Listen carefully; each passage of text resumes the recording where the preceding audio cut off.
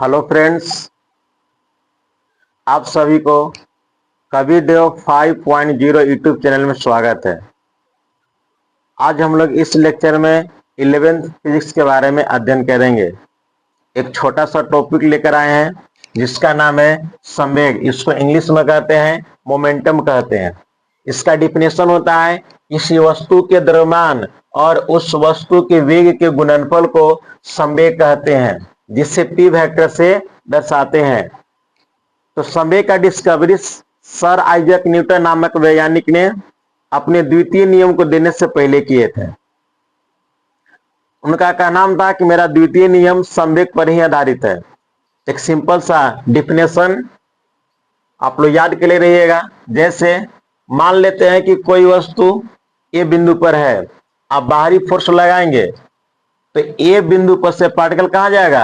B बिंदु पर। तो ए से लेकर बी तक जाने में समय भी लगेगा। पार्टिकल किस में रहेगा? गति में। कौन पार्टिकल रहेगा? जिस पार्टिकल का द्रव्यमान है, जिससे फोर्स लगाई जा रही है। तो जो पार्टिकल का फोर्स लगाएंगे और उसका द्रव्यमान होगा, उसी के वेग के गुणनफल को संवेग कहते हैं, according to sir Isaac Newton के अनुसार। यहाँ पे लिखे अकॉर्डिंग टू न्यूटन। तो P vector equal to M गुने यू वेक्टर, और यहाँ लिखे पी वेक्टर गुने एम गुने बी वेक्टर। इसलिए क्योंकि वस्तु का वेग एगो ई से डिनोट करते हैं, एगो भी से करते हैं। इसीलिए समय का दो फॉर्मूला बन जाएगा, एगो यू में एगो भी में बन जाती है। तो यहाँ पे लिखे पी को बोलेंगे मोमेंटम, संवेग कहते हैं, एम को मास कहते हैं, और यू वेक्टर को कहते हैं इनिशियल वेलोसिटी, जिसको हिंदी में कहते हैं प्रारंभिक वेग कहते हैं। यहाँ पे एम को मास कहेंगे, भी को बोलेंगे फाइनल वेलोसिटी, जिसको हिंदी में कहते हैं अंतिम वेग कहते हैं। एक सिंपल परिभाषा है, सदिश के रूप में याद के लिए रहिएगा। यहाँ पर नोट लिखिए, हम जानते हैं कि भी वेक्टर बराबर सूत्र होता है आर वेक्टर बटा टी, यानी वेग बराबर सूत्र होता है विस्थापन बटा समय होता है। यहाँ पे अंतिम वेग बराबर लिखिए, हम प्रारंभिक वेग बराबर भी लिख सकते हैं। जो वेग लिखिएगा उसी फॉर्मूला को पुट कर देना है।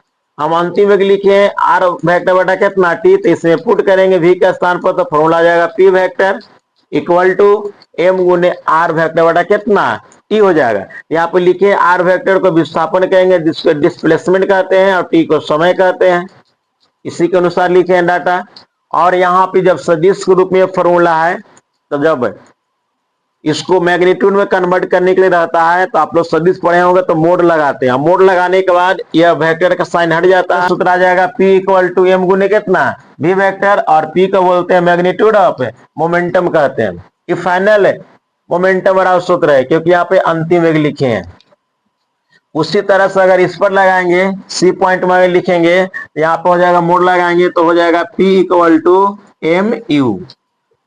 ये भी सूत्र लिख सकते हैं। सबसे ज्यादा यह सूत्र यूज होता है, बराबर हो जाएगा एम भी हो जाएगा। तो एम को कांस्टेंट रखेंगे, यानी मास को जब नियत रखेंगे, तो पी समानुपाती होगा भी। अगर वस्तु का वेलोसिटी बढ़ाएंगे तो संवेग बढ़ेगा, वस्तु का वेलोसिटी घटाएंगे तो संवेग घटेगा। तो ग्राफ इसको अगर खींचेंगे तो वाई एक्सिस पे पी को रखे हैं और एक्स एक्सिस पे भी को रखे हैं। ये बढ़ेगा तो ये भी बढ़ेगा, ये घटेगा तो ये भी घटेगा।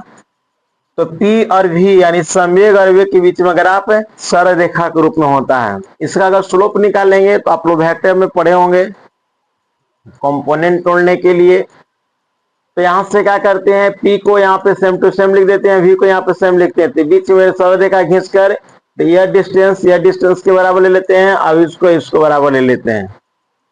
तो यहाँ पे एक समकोण त्रिभुज बन जाती है ओ ए बी, या फिर कर सकते हैं ओ सी और बी, दोनों समकोण त्रिभुज है। दोनों में कोई में लेकर चलिए रिजल्ट सेम आएगा। तो हम यहाँ पे लेकर चले त्रिभुज ओ ए बी में, ओ ए बी में तो पी बटा बी किसका होता है? टेन का होता है। तो ए बी बटा कितना ओ ए, ए बी का मान कितना है?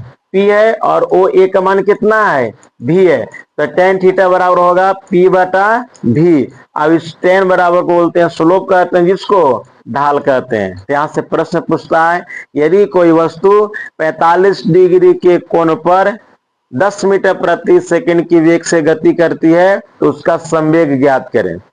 तो तीन गो यहाँ पे है, टेन थीटा, पी है और भी है। तो तीन में से अगर दो गो चीज का डाटा हमें याद रहे या दिया हुआ रहे क्वेश्चन में, तीसरा निकल जाएगा। उसी तरह से यहाँ से पी बटा वी तो यहाँ से निकाल लेंगे, यहाँ से एम का मान निकालेंगे तो पी जाएगा ऊपर, वी कहाँ आएगा नीचे, तो एम बराबर होगा पी बटा वी। यहाँ से लिखे हैं कि if M equal to P बटा वी लिखे हैं, तो पी बटा वी के जगह पर क्या लिख देंगे, एम लिख देंगे, क्योंकि पी बटा वी किसके बराबर है, एम के। तो टेन थीटा किसके बराबर होगा, एम, यानी स्लोप एम के भी बराबर होता है, द्रव्यमान के भी बराबर होता है। फिर बी पॉइंट में लिखे v को कांस्टेंट लेंगे, यहाँ पे m को कांस्टेंट लिए थे, यहाँ v को कांस्टेंट लेंगे। जब v को कांस्टेंट लेंगे तो p समानुपाती m हो जाएगा, यानी जब वस्तु के द्रव्यमान बढ़ेगा तो वस्तु के संवेग भी बढ़ेगा, अगर वस्तु के संवेग घटेगा तो वस्तु के द्रव्यमान भी घटेगा। तो सेम टू सेम ऐसा भी ग्राफ बनाएंगे, यहाँ से इस तरह से p को रखेंगे y एक्सिस पर और m को रखेंगे x एक्सिस पर। m बढ़ेगा तो p बढ़ेगा, m घटेगा तो p भी घटेगा, तो ग्राफ कैसा जाएगा, सरल रेखा में जाएगा। फिर इसका भी स्लोप निकालेंगे, तो यहाँ से जैसा फिगर इसके अनुसार बनाए हैं उसी तरह से इसका भी फिगर यहाँ बनाएंगे। p यहाँ पर रखे हैं, m यहाँ पर रखे हैं, बीच में लाइन खींचेंगे सरल रेखा, क्योंकि ग्राफ कैसा जा रहा है, सरल रेखा में जा रहा है। तो यहाँ पर लिखेंगे m, यहाँ पर लिखेंगे p, एक समकोण त्रिभुज बन जाएगा। ओ ए और बी, ओ सी और वी, यह दोनों कोण आपस में बराबर हो जाएगा एकांतर कोण से। तो यहाँ पे 90 डिग्री कोण बनेगा, तो यहाँ पे भी 90 डिग्री कोण बनेगा। 90 डिग्री के सामने वाला जो भुजा होता है उसको कर्ण कहते हैं, और थीटा का सामने वाला लंब कहेंगे, जो बच जाएगा उसको आधार कहते हैं। तो लंब बटा आधार किसका होता है, टेन का होता है। तो त्रिभुज ओ ए बी, ओ ए और बी में लेके चलेंगे तो टेन थीटा इक्वल टू होगा ए बी बटा ओ ए, यानी ए बी बटा कितना, ओ ए, यानी ए बी का मान है पी पुट कर देंगे, ओ ए का मान कितना, एम पुट कर देंगे, यानी यहाँ पे 16 बराबर निकल जाएगा, टेन थीटा बराबर हो जाएगा पी बटा एम। अब पी बटा एम, तो पी बटा एम किसके बराबर है, भी के, तो यहाँ पे लिख दिए पी बटा एम किसके है, भी के बराबर है, तो यहाँ पे लिख देंगे टेन थीटा इक्वल टू भी, क्योंकि पी बटा एम के जगह पे क्या लिखेंगे, भी यहाँ लिख देंगे। तो यहाँ पे टेन थीटा वेलोसिटी के बराबर होता है, यह होता है स्लोप। अब यहाँ से प्रश्न है, बहुत बढ़िया बढ़िया कंपटीशन में प्रश्न पूछ देता है। किताब में थोड़ा सा कंसेप्ट दिया हुआ है, लेकिन समय बहुत लॉन्ग है, इसमें बहुत सारे कंसेप्ट है, बहुत सारे नोट है। अभी इसका ये SI मात्रक अभी बाकी है, इसका बीमा बाकी है, यह कौन राशि है, सदिश है कि अदिश है, सदिश है तो इसकी दिशा किसकी दिशा में होगा, इस सब अभी बाकी। इसका भी चेंज निकालना है, चेंज बराबर final momentum minus initial momentum, हम लोग नेक्स्ट पार्ट में पढ़ेंगे। यह वीडियो बहुत लॉन्ग हो जाएगा, इसी वजह से इसको यहीं पे स्टॉप करते हैं। नेक्स्ट पार्ट में यहाँ से हम लोग आगे बढ़ेंगे।